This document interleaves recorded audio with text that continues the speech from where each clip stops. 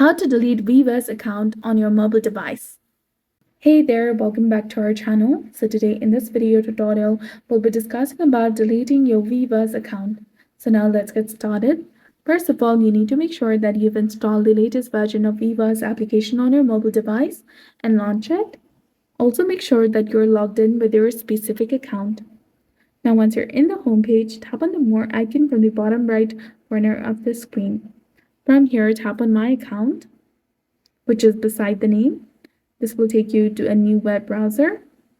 From here, scroll all the way down and there you will see the option of Delete Weverse Account that is under Terms and Conditions.